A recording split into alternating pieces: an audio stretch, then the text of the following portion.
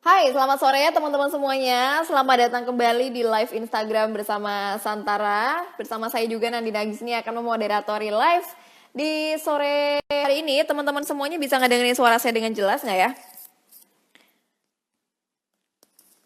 Di sore hari ini kita akan ngebahas tentang satu inovasi di era industri 4.0 ini, yaitu blockchain. Nah, tapi kita mungkin banyak yang asing dan awam tentang istilah blockchain sendiri ya. Nah, makanya kali ini kita akan ngomong tentang blockchain sama pakar blockchain, yaitu namanya Mas Manda. Eh, Beliau adalah Chief Operation Officer dari Toko Kripto. Dan sekarang kita akan ngomongin tentang blockchain. Sebenarnya fungsi blockchain di masa-masa sekarang ini apa sih gitu, dan untuk investor sendiri gitu, itu tuh blockchain tuh seaman apa gitu, dan untuk pengusaha sendiri apakah blockchain bisa diaplikasikan dan untuk memaksimalkan bisnisnya seperti itu. Nah sekarang coba ya, ini udah muncul belum ya? Nah ini dia, langsung aja kita invite.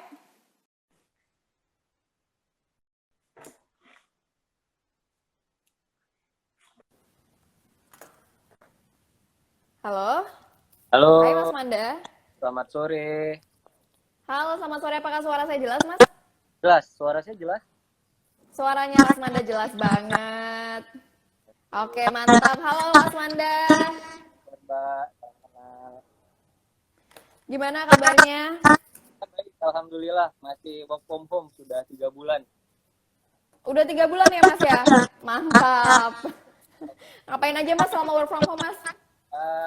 Makin sibuk malah, jadi nggak ketahuan antara waktu istirahat dan waktu bekerja. Jadi kayak Hmm. 4 jam kerja, 24 jam istirahat gitu. Jadi kayak nggak Hmm. Bahkan jeda. sampai lupa hari juga nggak, Mas? Nah, lupa hari karena nggak ada Jumatan ya. Jadi kayak lupa hari. Iya. Bener. Nah, Mas Manda, boleh dong Mas sapa-sapa dulu teman-teman Santara yang sekarang lagi join live bersama Mas Manda. Kita mau ngobrol-ngobrol tentang blockchain nih sekarang. Thank you Mbak Nandina ya. Yap. Oke, terima kasih. Selamat sore teman-teman Santara. Perkenalkan, saya Teguh Kurniawan Harmanda. Saya biasanya dipanggil Anda. Sekarang saya sebagai Chief dari Operation di Toko Kripto. Jadi gambarannya Toko Kripto adalah exchange kripto, khususnya kripto untuk beli dan menjual aset kripto di Indonesia. Toko kripto kita adalah sama diregulasi. Nah, dalam hal ini adalah Bapak. Jadi kita ke depan yang sama seperti Santara itu punya payung hukumnya yang operasional kan sudah dikontrol dan monitor. Nah, hal ini kalau kita dan BI ya. Kalau itu kita di bawah. Ini sih Mas. Mas ini saya potong dulu Mas. Manda boleh pakai headset ya Mas? Pakai headset ya? Iya. Oke, saya pakai headset sebentar ya. Oke. Oke, super clear ya. Oke, sebentar ya.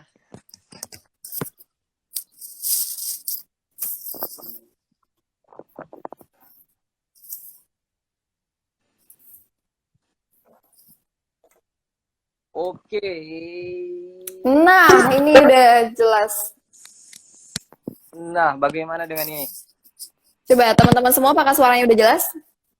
Oke, clear ya. Clear. Oke, thank you. Oke. Boleh Mas, silakan dilanjutkan. Ya, jadi bahwa Toko Kripto kita adalah crypto exchange pertama di Indonesia yang diregulasi oleh pemerintahan Indonesia ya, Republik Indonesia. Hmm. Kita di bawah Kementerian Perdagangan, jadi spesifiknya itu kita di bawah Bapepti. Jadi kalau Santara itu kan di bawah OJK. Nah, kalau Toko Kripto kita di bawah Bapepti. Jadi kita diawas, diatur dan dimonitor oleh Bapepti. Kayak gitu Mbak Nita. Oke Mas. Kita sekarang mau ngomongin Oke. tentang blockchain. Blockchain secara awam nih Mas ya. Ya, Secara sangat-sangat simple dan sederhana gitu. Oke. Nah, mungkin awalnya boleh dong Mas dijelasin dulu sebenarnya blockchain ini apa sih Mas? Oke. Blockchain itu gambaran paling sederhana adalah blockchain seperti database tapi Hmm. database yang sifatnya tidak bisa dirubah, tidak Hmm. bisa di delete atau tidak bisa dihapus, dan akan tersimpan selamanya di dalam network. Jadi kalau gambaran paling sederhana adalah kalau teman-teman biasanya nyimpan sebuah data, itu nyimpannya di dalam komputer atau Hmm. kemudian di dalam flash disk. Itu ketika ada orang yang ingin mengambil data itu atau ada orang yang ingin merubah data itu, maka dia bisa merubah dengan begitu saja gitu. Tetapi Hmm. kalau di sistem blockchain semuanya itu harus ada validasi, terus kemudian harus ada pihak-pihak tertentu yang menyetujui terhadap adanya record terhadap data tersebut dan seterusnya. Hmm. Jadi kalau gambaran sederhana, kalau untuk anak IT ya, kalau anak IT Hmm. itu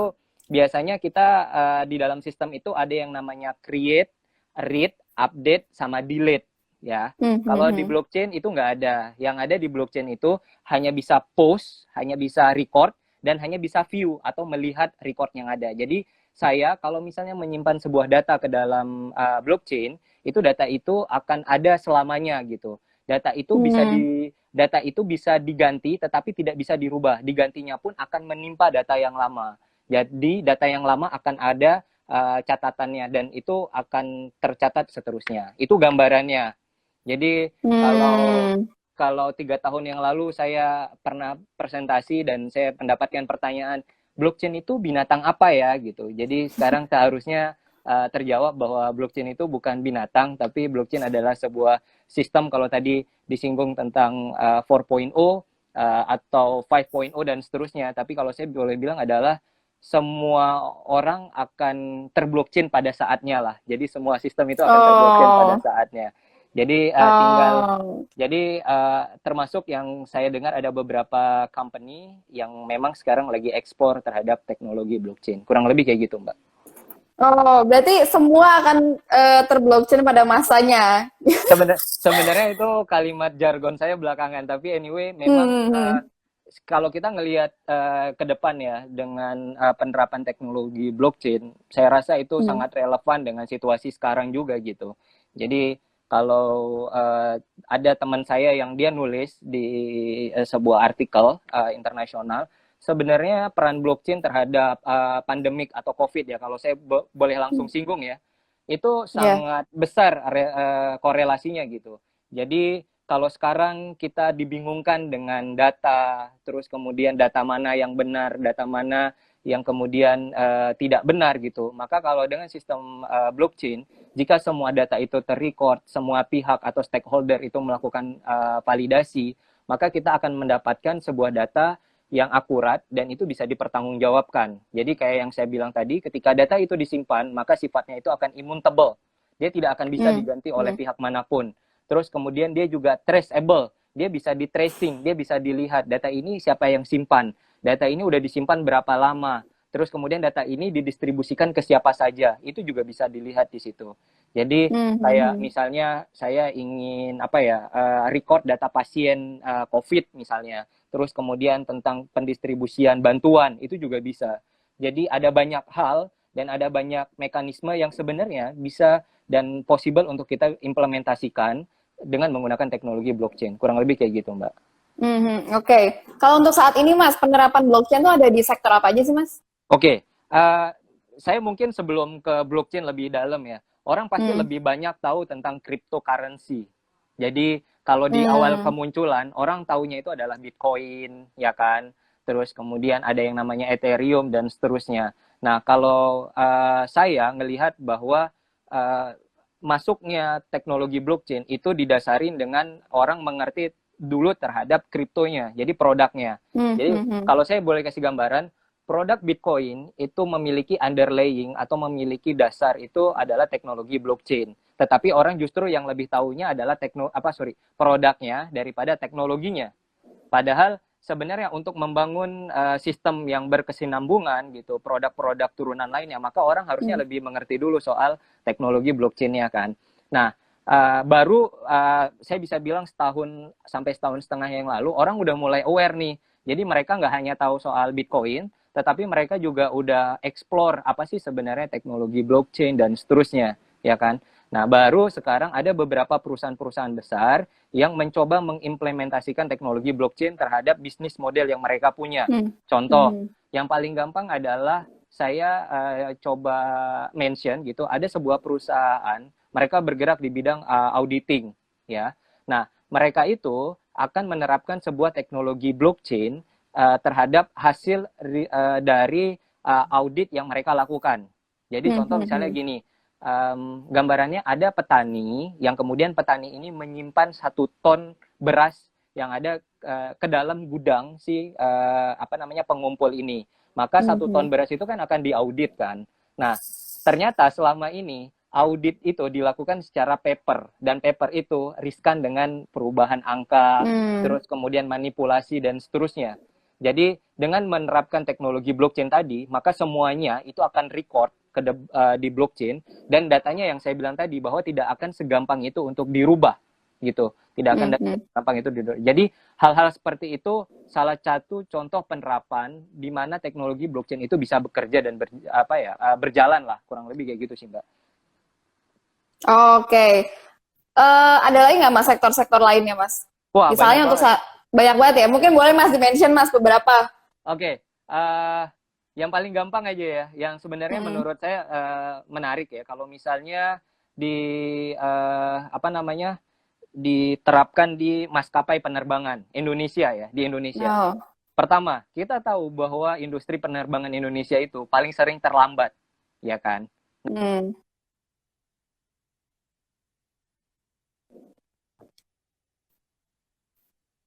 Dapat kompensasi apa? Ya kan? Terus kemudian kalau misalnya saya keterlambatan sampai dengan 3 jam, maka biaya saya itu di refund dan saya tetap berangkat. Kan gambarannya kayak gitu. Nah, pertanyaan saya adalah, apakah ada maskapai yang benar-benar menerapkan mekanisme seperti itu apa enggak? Enggak ada. Mekanisme sudah dibuat, aturan sudah dibuat, tapi tidak ada maskapai yang menerapkan itu.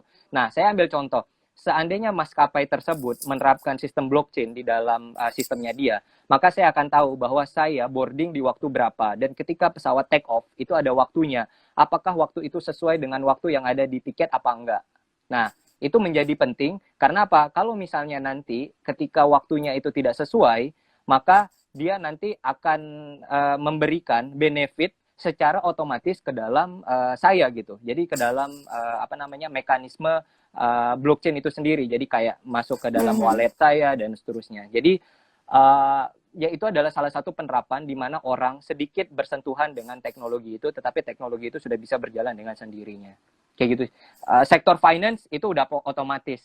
Sektor finance itu hal yang sebenarnya saya push untuk bisa diterapkan gitu, tetapi ada beberapa bank, kalau saya boleh share langsung gitu, ada beberapa bank yang mereka masih hati-hati untuk bisa menerapkan sistem blockchain ke dalam core bisnisnya mereka.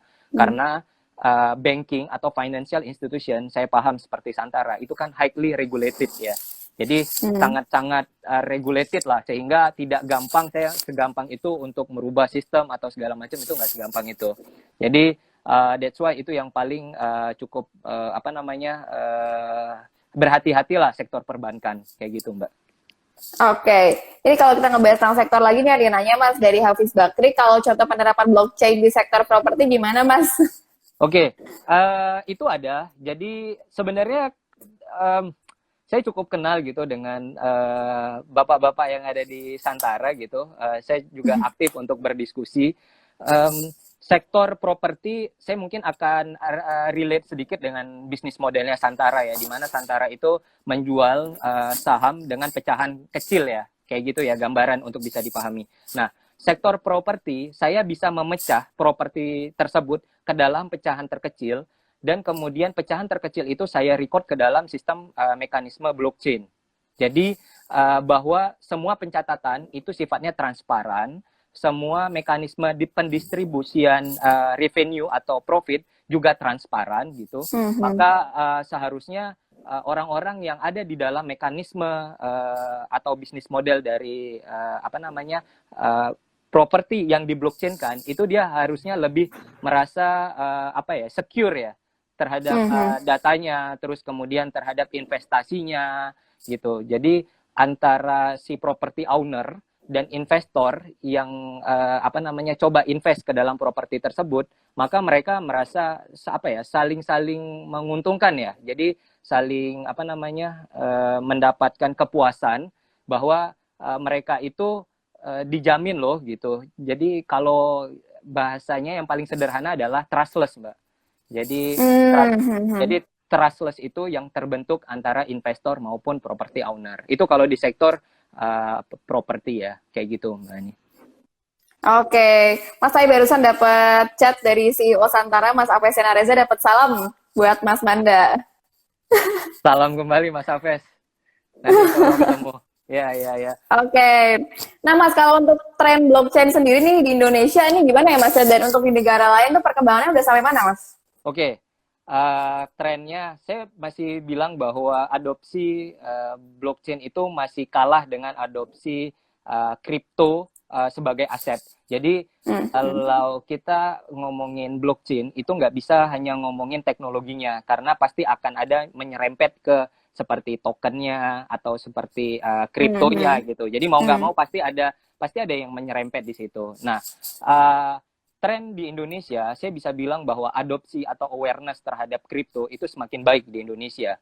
Sama seperti toko kripto. Jadi kita membangun sebuah platform yang sebentar lagi kita akan rilis gitu. Platform itu bukan untuk trader, tetapi untuk mahasiswa, untuk orang-orang yang ingin lebih tahu tentang kripto ataupun blockchain di Indonesia gitu. Sehingga mereka bisa lebih belajar banyak apa sih sebenarnya blockchain dari bahasa dan perspektif yang paling gampang gitu.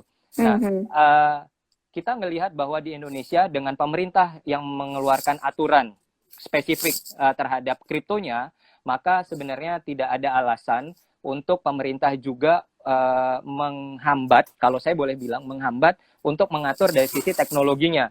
Justru karena dari sisi teknologinya ini yang bisa diadopsi oleh sebanyak-banyaknya orang. Seperti itu. Jadi baik industri itu pasti akan lebih efektif dan lebih efisien jika mereka ingin mengimplementasikan teknologi blockchain. Ke depan pemerintah akan meregulasi, saya bisa bilang akan meregulasi project-project blockchain yang sudah mendapatkan assessment dari pihak-pihak tertentu.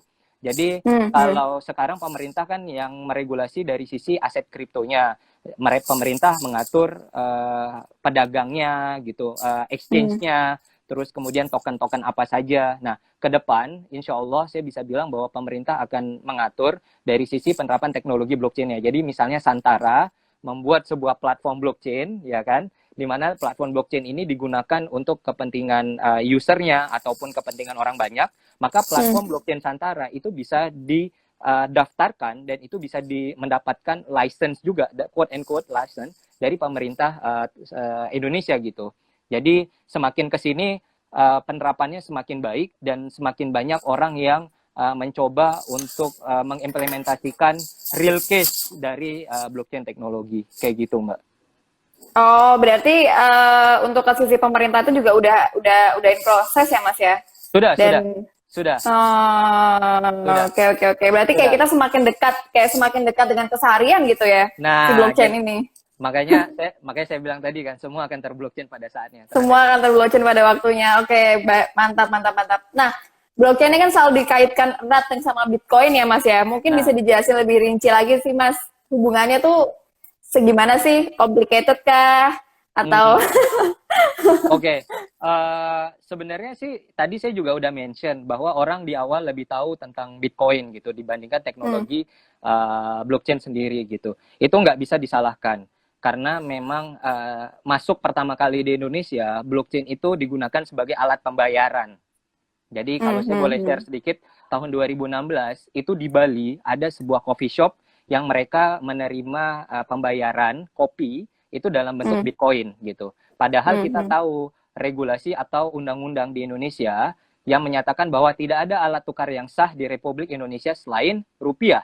Itu sudah mutlak. Bahkan orang yang bayar pakai dolar pun itu nggak diterima di Indonesia gitu, ya kan? Nah, berjalannya waktu, akhirnya di Indonesia booming nih yang namanya Bitcoin dulu daripada teknologi blockchain-nya gitu. Tapi, nah, hal itu yang membuat orang kayak jadi misleading gitu. Orang lebih tahu bilang, oh duluan lahir mana duluan nih? Apakah duluan lahir Bitcoin atau duluan lahir teknologinya gitu? Nah, itu pertanyaan saya yang masih kadang-kadang orang masih suka bertanya gitu. Pertanyaan saya deh ke Mbak, duluan mana, Bitcoin atau blockchain-nya? Nah, ya kan? Blockchain. Nah, Blockchain atau nah, sebenarnya itu duluan lahir Bitcoin-nya, Mbak.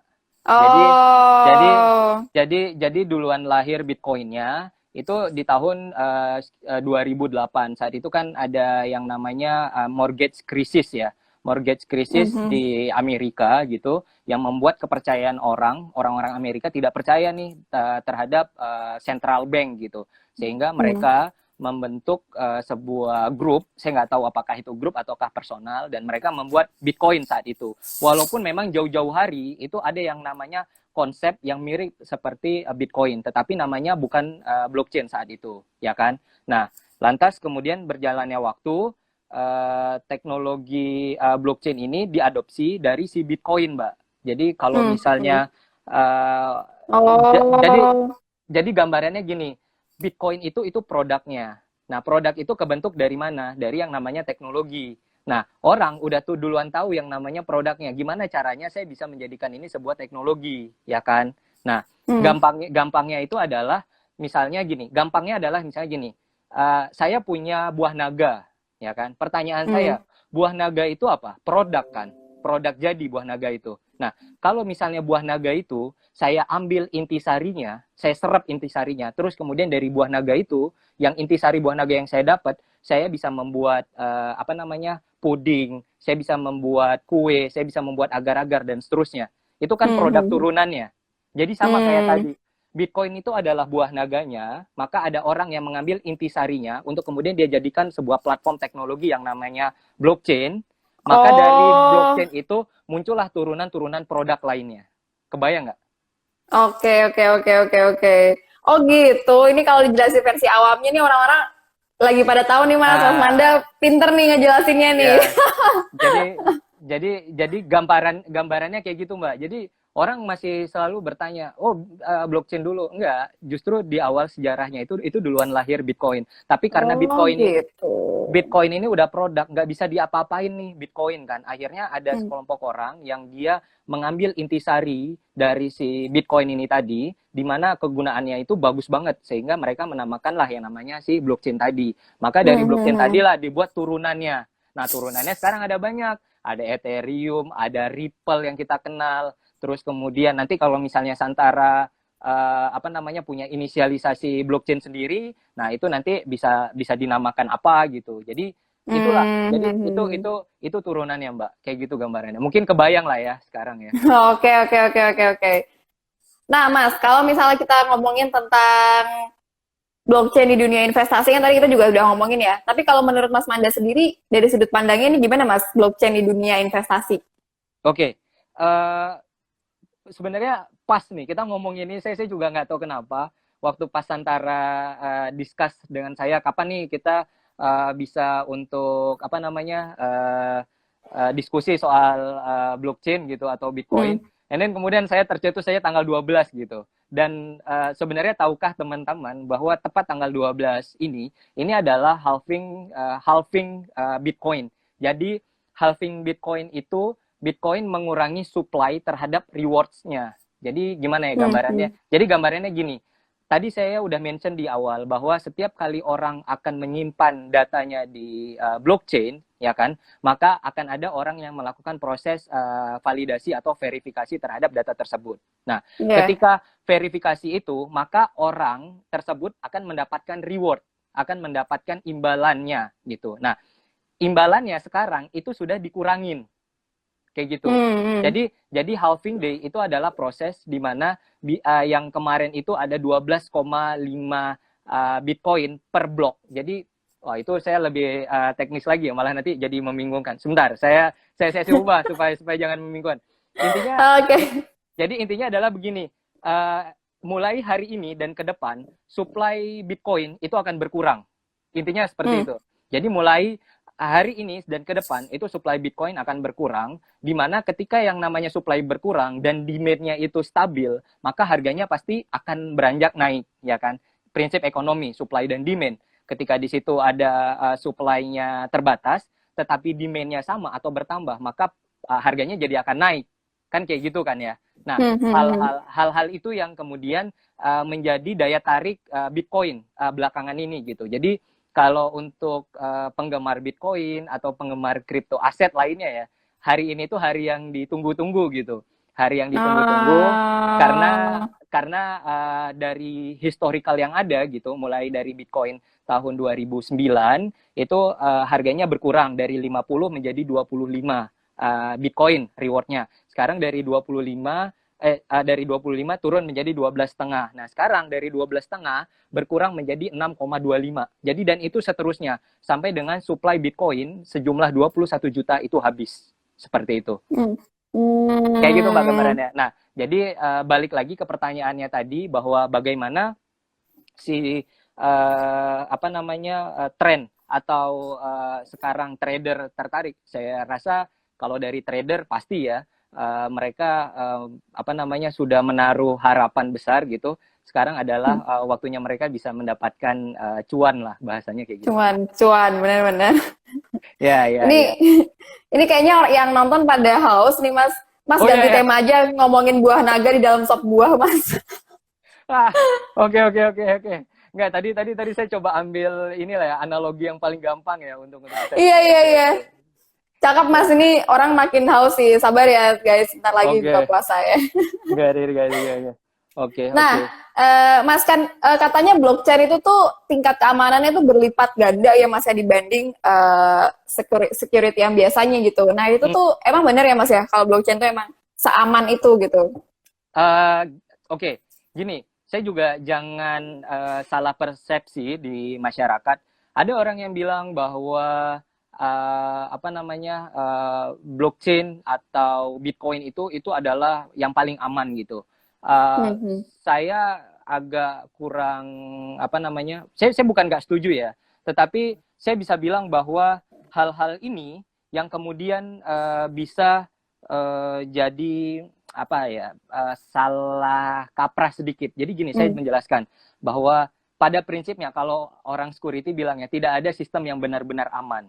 Seperti itu kurang lebih, ya kan? Nah, maksud saya adalah begini, dengan validasi pencatatan di teknologi blockchain ataupun di Bitcoin itu memungkinkan sebenarnya ada pencatatan yang akan dibelokkan atau disalahkan gitu. Jadi gambarannya begini, kalau misalnya pencatatannya itu berjalan sempurna gitu, maka ada hierarki yang kemudian pencatatannya itu akan jalan terus. Jadi tadi saya mention juga soal blok ya. Jadi soal blok, maka yang blok-blok setiap pencatatan tadi itu akan ada dan itu akan tercatat selamanya gitu. Si blok-blok ini tadi. Jadi blok ini kayak pencatatan. Makanya tadi saya ada lihat yang namanya ledger. Itu benar banget. Itu benar banget ledger tadi. Jadi ledger itu ada pencatatan. Nah, pencatatan atau ledger atau buku besar tadi itu kan akan tercatat selamanya gitu. Nah, balik pertanyaan tadi, apakah ini benar-benar aman? Kalau misalnya yang dia hack itu hanya sekitar 1 atau 2 data saja, maka itu nggak akan ada ngaruhnya, Mbak. Kayak gitu. Saya bisa bilang bahwa orang yang melakukan proses validasi sekarang di teknologi blockchain itu kurang lebih sekitar 200.000 node sekarang. Jadi terakhir data yang saya dapat itu 180.000, tapi sekarang harusnya itu udah menyentuh 200.000 node. Node itu adalah orang yang melakukan proses verifikasi atau validasi terhadap pencatatan ke dalam blockchain tadi. Pertanyaan saya adalah, untuk bisa menghack, maka si hacker itu harus bisa melakukan hacking sejumlah 50% plus 1 node. Jadi kalau misalnya sekarang node-nya ada 200.000, maka pertanyaan saya adalah, apakah ada hacker yang bisa ngehack sampai 100.000 node atau 100.000 server?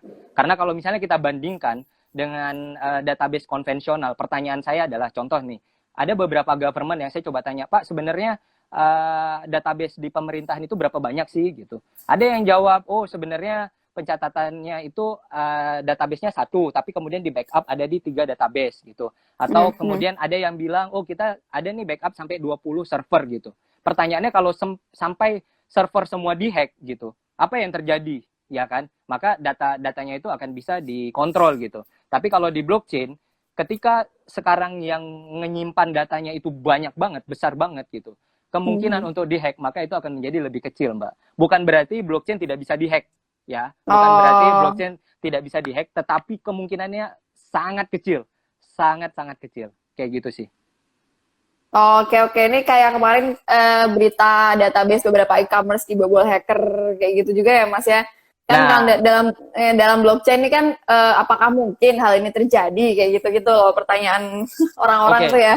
oke, kalau itu saya bisa bilang bahwa ini tadi ada yang namanya ini ya Mas Hendy ya. Nah, Mas Hendy ini pas banget nih. Dia mention tentang private key.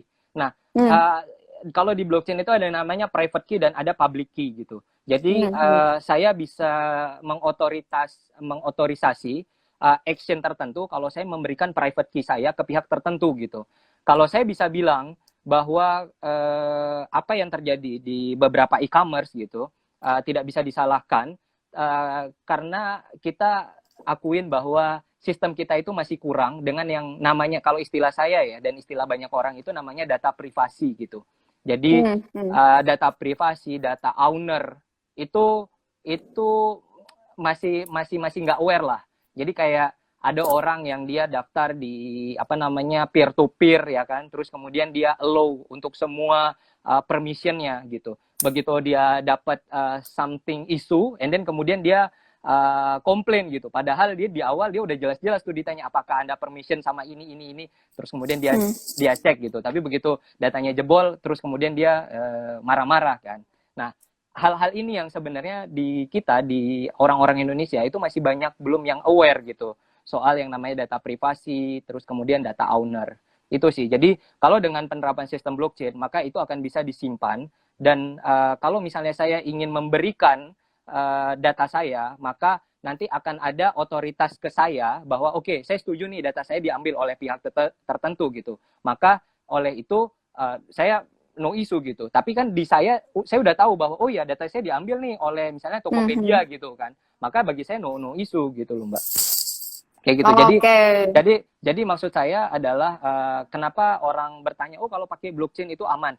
Yes, saya bisa bilang yes itu pasti akan lebih aman gitu daripada hanya disimpan di apa namanya database biasa lah ya. Walaupun mereka pasti database-nya itu udah ada security-nya berlayer-layer gitu ya. Hmm. Hmm. Hmm. Tapi sekali lagi nggak ada sistem yang benar-benar aman di dunia ini. Kayak gitu sih. Nggak ada sistem yang benar-benar aman di dunia ini ya Mas ya. Oke. Ya, nggak ada. Nah, kalau kita ngomongin blockchain di bisnis nih Mas, Hmm. sebenarnya tuh blockchain kan bisa tuh diaplikasikan ke banyak sektor. Nah, kalau buat pebisnis yang pemula nih, kan di teman Santara ini banyak yang jadi owner bisnis ya. Oke. Em, Peran atau manfaat apa sih yang bisa digunakan gitu dalam pemanfaatan teknologi blockchain sendiri, Mas? Oke, peran apa dari teknologi? Orang akan selalu bilang bahwa teknologi blockchain itu akan membuat sebuah bisnis lebih efektif dan lebih efisien, ya. Hmm. Hmm. Tetapi Hmm. bisnis yang seperti apa dulu?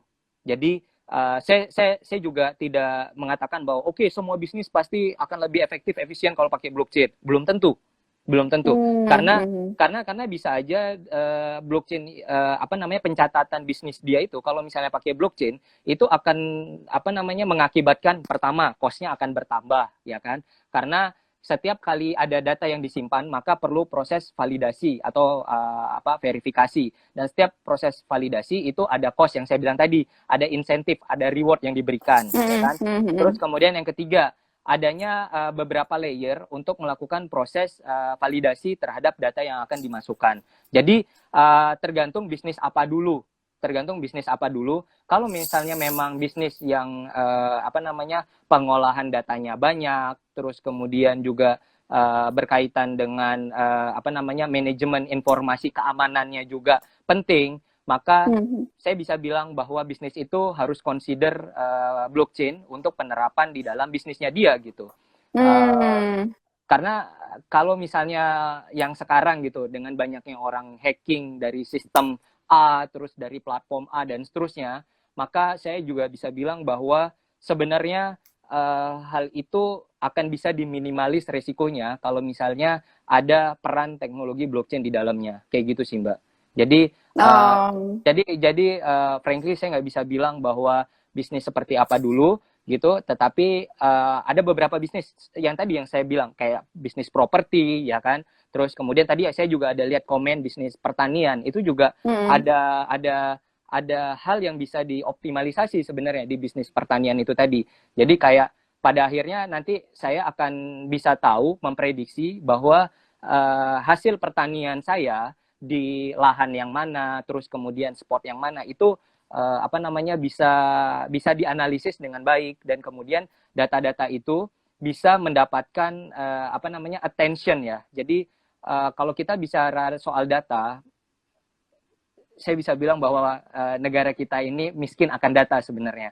Walaupun kita mm. banyak banget data. Anyway, saya bukan bicara soal pro and cons, tapi mungkin banyak juga di sini yang setuju bahwa negara kita ini dengan banyaknya orang gitu, seharusnya kita bisa memaintain data. Tapi pada akhirnya kalau ditanya soal data, kita nggak akan ada yang bisa ngasih data secara akurat gitu. Nah, peran blockchain itu tadi, bagaimana blockchain ini benar-benar bisa membuat data ini lebih reliable gitu, bisa Hmm. bisa reliable, bisa dipertanggungjawabkan dan pada akhirnya data ini memiliki manfaat gitu untuk mengembangkan pada industri lainnya gitu. Jadi sekarang kita masih berpikir bagaimana data ini disimpan dengan baik. Negara lain mereka sudah menganalisis bahwa lintas sektor bahwa data-data pertanian itu bisa digunakan untuk misalnya biochemical ya kan. Terus kemudian Hmm. data-data kesehatan mereka berhubungan dengan robot dan seterusnya. Nah, di kita aja kita masih masih capek gitu. Kita ngomongin ayo nyimpen data gitu dan seterusnya. Kayak gitu sih, Mbak. Oke, kalau dari ini Mas, kalau kita ngomongin tentang aspek biaya, jika sebuah bisnis mau memulai untuk menggunakan blockchain, Hmm. kira-kira berapa sih biaya yang harus mereka keluarkan? Wah, Karena kan, karena kan oke. mereka mungkin harus minta tolong buat orang-orang yang ahli di bidang itu gitu ya. Ya, ya.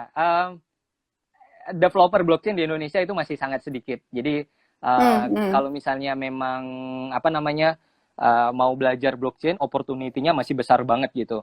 Hmm. Termasuk di industri kripto, termasuk di toko kripto yang kami lagi kembangin itu juga masih apa ya terbuka luas banget gitu perannya di apa Hmm. namanya di industri ini. Nah, untuk itu kita di toko kripto kita benar-benar ingin membuat bahwa orang itu aware dulu gitu. Jadi saya pun contoh nih, saya diundang gitu ke sebuah perusahaan. Sering banget saya diundang ke sebuah perusahaan, terus kemudian saya bicara soal teknologi blockchain, penerapannya dan segala macamnya, ya kan? Mereka mengundang saya berpikir bahwa mereka sudah mengetahui gitu, sehingga kapasitas saya menjelaskan adalah menjelaskan bagaimana real case yang bisa di develop, ya kan? Tetapi pada kenyataannya, begitu saya menjelaskan backgroundnya saja, mereka masih, oh kayak gini ya ternyata, oh begini ya. Jadi untuk apa ya, apa ya background product knowledge dari si blockchain ini saja itu masih menjadi apa ya tanda tanya di mereka gitu Mbak. Nah, Hmm. itu yang saya bawa ke apa namanya ke sektor di mana ada beberapa apa namanya party yang ingin mengembangkan blockchain. Ketika come out dengan biaya, mereka pasti akan bertanya, wah mahal banget ya gitu. Jadi mereka jadi kayak yang masih berpikir bahwa kok apa ya kok bisa semahal itu gitu penerapan teknologi blockchain, bagaimana mungkin gitu bisa apa namanya bisa apa ya bahasanya uh, diadopsi oleh banyak sistem gitu. Nah, Oh. tapi ya saya bilang tadi, ya mahal karena sekarang resource-nya terbatas. Terus kemudian bagi orang-orang tertentu juga masih butuh apa namanya edukasi lebih gitu di mereka gitu. Jadi ya wajar kalau misalnya costly banget sih, costly banget. Jadi itu sesuatu hal yang nggak murah gitu. Di samping memang maintenance-nya juga nggak murah gitu, Mbak, kurang lebih. Jadi kalau Oke. kalau kalau kalau misalnya ditanya amount berapa mahalnya ya, itu tergantung sih. Itu tergantung sih. Soalnya dari apa namanya dari amountnya sendiri, kalau saya boleh bilang itu developernya itu bisa hampir 2 sampai 3 kali lipat dari developer pada umumnya sih Mbak. seperti itu. Oh, Jadi oke oke. jadi memang agak costly ya, agak costly dari Hmm, segi hmm, hmm. apa namanya maintenance aplikasi dan seterusnya kayak gitu sih. Ini buat teman-teman bisnis yang pengen menerapkan blockchain tuh, 2 sampai 3 kali lipat developer biasanya. Ya ya ya. Iya, tapi worth it ya Mas ya, worth it lah ya. Worth it, worth it. Jadi ya mungkin sekarang orang pasti akan bertanya kan, sebenarnya worth it apa enggak sih blockchain kalau Mm-mm. diterapkan sekarang gitu.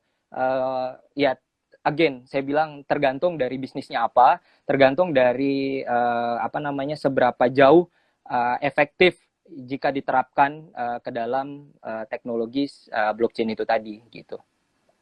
Oke, ini ada pertanyaan Mas. Oke, Tadi dikatakan bahwa ada proses verifikasi dari tiap nodes jika sebuah data dikirimkan. Proses yes. verifikasi itu otomatis atau ada seseorang yang melakukan pengecekan untuk melakukan verifikasi tersebut, Mas? Dan insentifnya dalam bentuk apa dan didistribusikan lewat apa? Oke, sebenarnya manusia itu akan melakukan konfigurasi terhadap mesin tertentu yang akan Hmm. melakukan proses untuk verifikasi atau validasi itu adalah sistem atau komputer yang berjalan gitu. Jadi gambarannya adalah begini, misalnya ada sebuah transaksi, lantas kemudian transaksi ini akan dicatatkan ke dalam sistem blockchain. Nah, maka transaksi ini akan diperebutkan oleh sebanyak-banyaknya nodes di dalam apa namanya network tersebut. Hmm, hmm, Nah, hmm. yang tadi saya bilang bahwa sekarang itu nodes-nya itu ada kurang lebih sekitar 200 ribuan nodes untuk Ethereum, Hmm. kurang lebih. Nah, untuk memperebutkan itu, pertanyaan saya adalah gimana caranya saya bisa memenangkan untuk saya bisa memverifikasi sehingga saya dapat reward, ya kan? Hmm, Nah, hmm, hmm. pertanyaannya adalah kalau misalnya saya hanya apa namanya saya hanya seseorang yang memiliki komputer biasa dan kemudian misalnya ada teman saya yang memiliki superkomputer yang kecepatannya itu bisa 8 kali 10 kali lipat saya gitu. Yang terjadi apa? Saya akan kalah bersaing dengan komputer dia, ya kan? Hmm, Dan hmm, yang hmm. terjadi selanjutnya adalah proses itu saya kalah gitu. Maka dimenangkan oleh si teman saya tadi yang memiliki superkomputer sehingga dia bisa memenangkan proses verifikasi terhadap data tadi gitu. Nah, itu yang terjadi gitu. Jadi proses verifikasinya itu bukan dilakukan oleh human atau sebagai manusia, Hmm. tetapi yang melakukan itu adalah proses komputerisasi gitu. Komputerisasi itu memang di setup oleh manusia untuk bisa meningkatkan kinerjanya. Nah, rewardnya dalam bentuk apa? Rewardnya itu dalam bentuk kripto juga.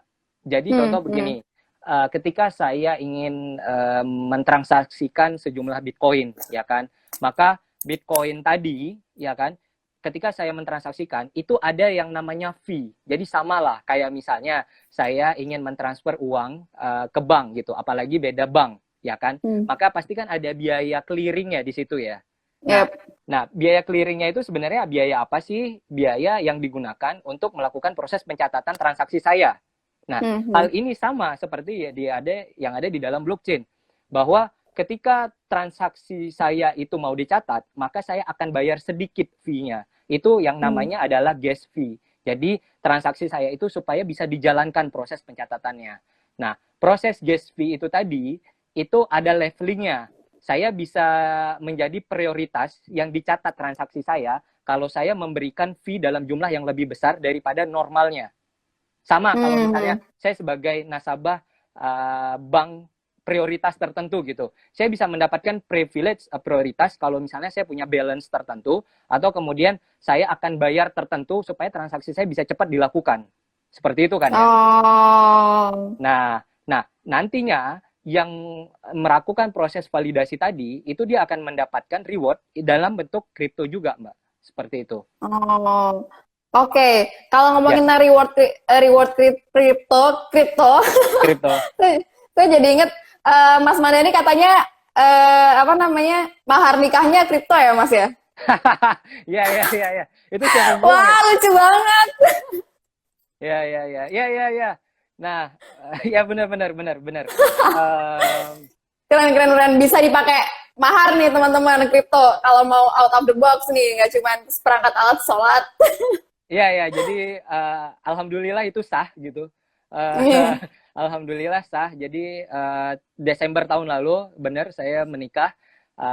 Alhamdulillah. Terus kemudian saat itu saya mencoba untuk berpikir sesuatu hal yang sebenarnya saya bukan mencari sensasi, sama sekali saya tidak ingin mencari sensasi. Tetapi justru saya ingin membuat ini menjadi momen yang tidak terlupakan buat saya gitu dan istri ya, Iya, iya. karena saat itu istri alhamdulillah setuju juga gitu.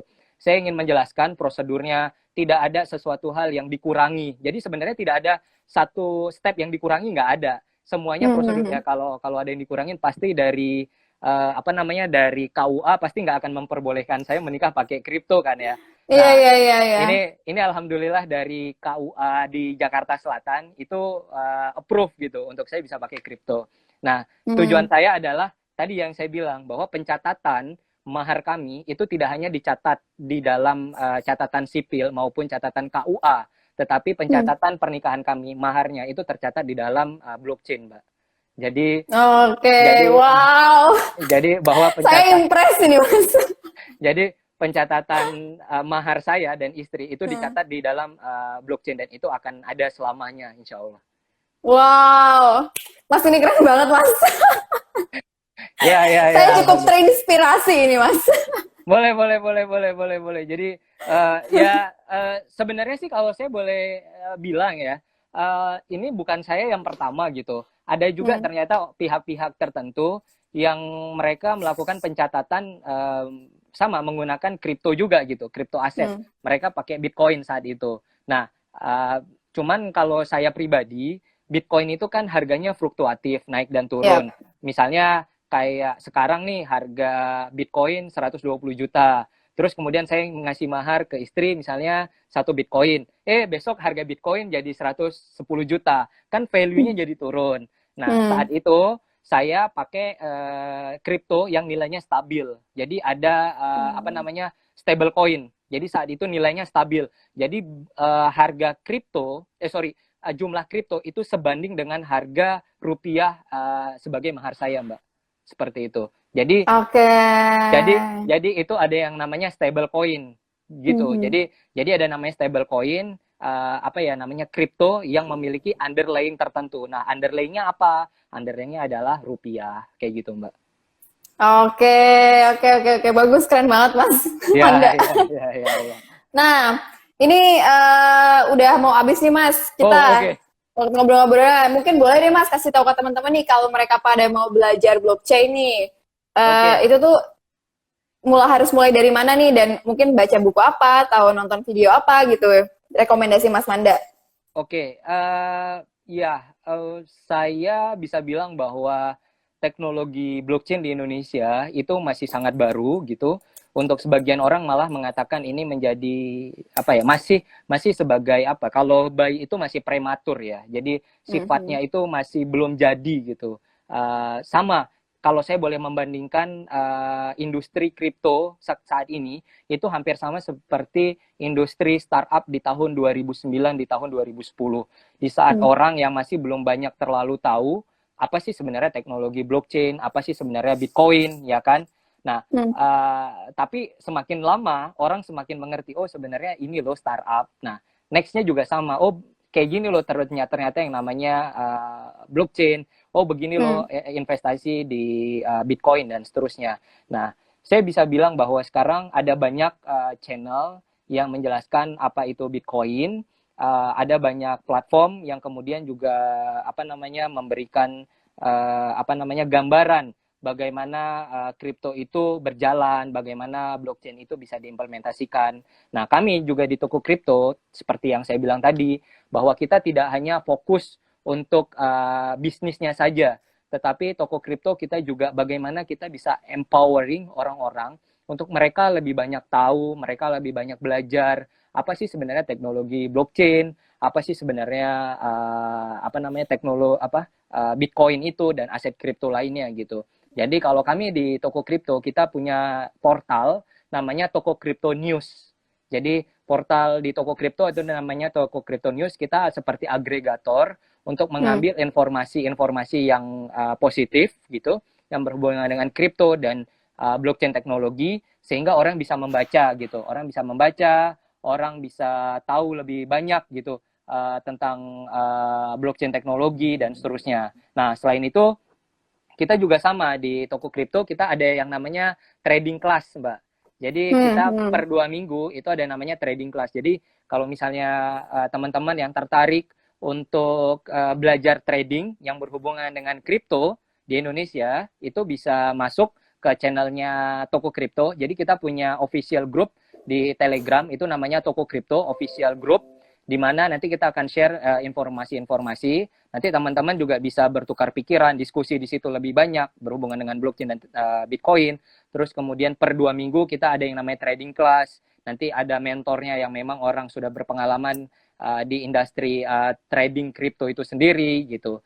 Jadi kita tidak hanya membangun soal bisnis, tetapi kita ingin membangun ekosistem, kita ingin membangun environment. Jadi kita berharap bahwa orang tahu Bitcoin itu dia jangan hanya berpikir tahu sebagai apa namanya alat untuk spekulasi ya. Jadi kalau saya boleh bilang sekarang orang banyak yang memanfaatkan Bitcoin sebagai apa namanya spekulasi. Padahal sebenarnya Bitcoin atau teknologi blockchain itu bisa dimanfaatkan lebih banyak lagi gitu untuk hal-hal yang lebih menarik lainnya. Kayak gitu sih Mbak paling dari saya. Dan bahkan di hal-hal esensial ya Mas ya. banget, banget. Jadi kalau tadi saya bisa bilang di awal bahwa semua akan terblockchain pada saatnya.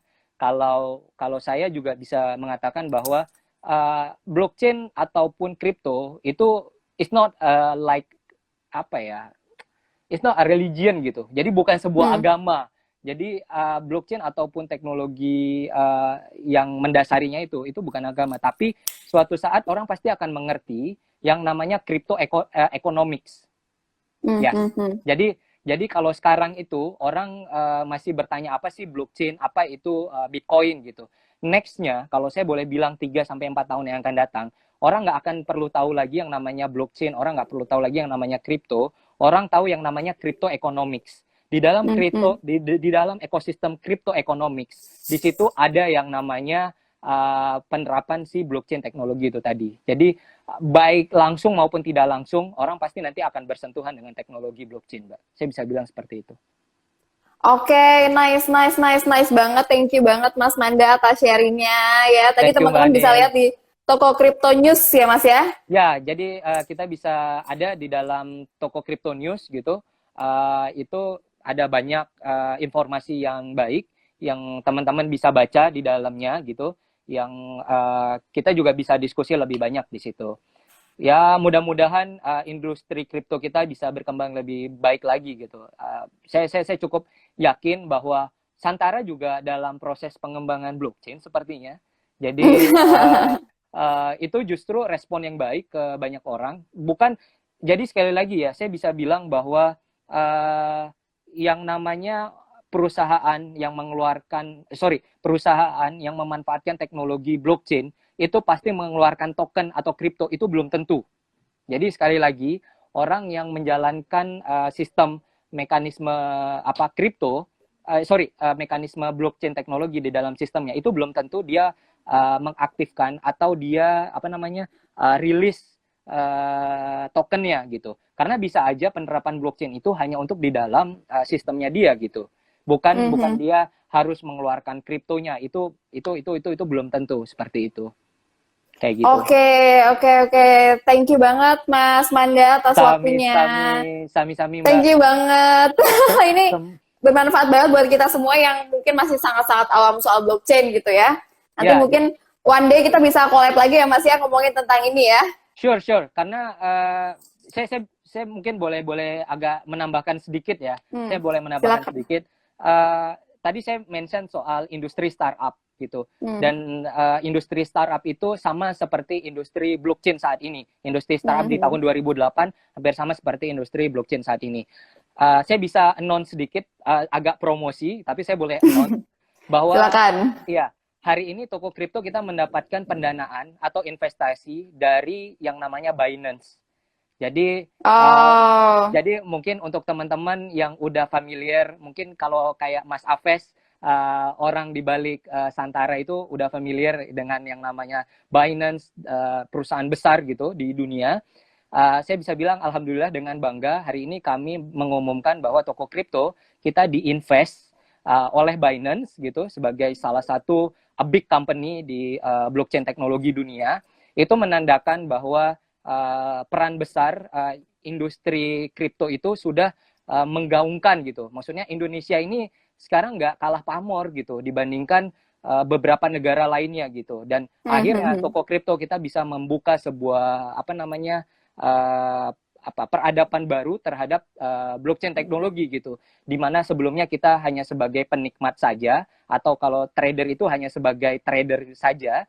Tapi sekarang saya bisa katakan bahwa dengan masuknya Binance invest di dalam toko kripto, maka ini membuka kesempatan seluas-luasnya ke banyak orang agar mengerti bahwa industri ini berjalan semakin lebih baik dan pesat gitu. Jadi tergantung siapa yang akan mengadopsi ini lebih cepat, maka saya bisa bilang bahwa itu menjadi pemenangnya gitu. Jadi berharap bahwa ke depan teman-teman jangan punya apatis gitu. Boleh bertanya apa sih sebenarnya blockchain, itu normatif gitu. Tetapi saya rasa bahwa dengan teknologi blockchain ya, maka saya bisa bilang bahwa itu membuka kesempatan lebih banyak lagi mendatangkan baik itu investor atau kemudian orang-orang yang punya intens ke dalam industri ini. Kayak gitu sih Mbak. Terima kasih. Oke. Ini tadi ada yang komen juga, Mas Manda idola kita bersama. Terima kasih. The first is the winner. The first is the winner. Siap, thank you banget Mas Manda atas waktunya, atas sharingnya. Semoga sehat selalu, semoga lancar semuanya ya. Amin. Semoga Santara juga sukses selalu. Amin. Oke, Mas Manda, see you next time. Kita collab lagi kapan-kapan ya Mas Manda ya. Siap, selamat berbuka puasa Mas. Terima kasih. Salam buat teman-teman semuanya. Dadah, selamat sore. Assalamualaikum. Sore. Oke teman-teman semuanya, terima kasih banyak atas waktunya. Itu tadi adalah sharing-sharing bersama Mas Harmanda. Beliau adalah penggiat blockchain gitu ya di toko kripto. Nanti buat teman-teman yang pengen tahu lebih banyak, langsung aja tadi udah ada yang tulis linknya news.tokocrypto.com, bisa lihat-lihat di situ juga kalau mau belajar tentang blockchain. Terima kasih banyak teman-teman semua udah partisipasi di live sore ini. Semoga semuanya selalu sehat, selalu lancar, dan jangan lupa untuk selalu update di Instagramnya Santara Co ID, Facebooknya Santara Indonesia, dan juga download aplikasi Santara di Play Store dan App Store. Dan selalu update di Santara karena bentar lagi bakal ada satu penerbit terbaru lagi. Jadi teman-teman siap-siap. Bakal ada banyak kejutan pokoknya dari Santara nih. Oke? See you teman-teman semuanya. Terima kasih banyak udah hadir. Sampai ketemu lagi di live selanjutnya bersama saya Nani Nagis nih dan tokoh-tokoh besar di luar sana. Thank you semuanya. Selamat sore, selamat berbuka puasa. Nani Nagis nih pamit undur diri. Dah.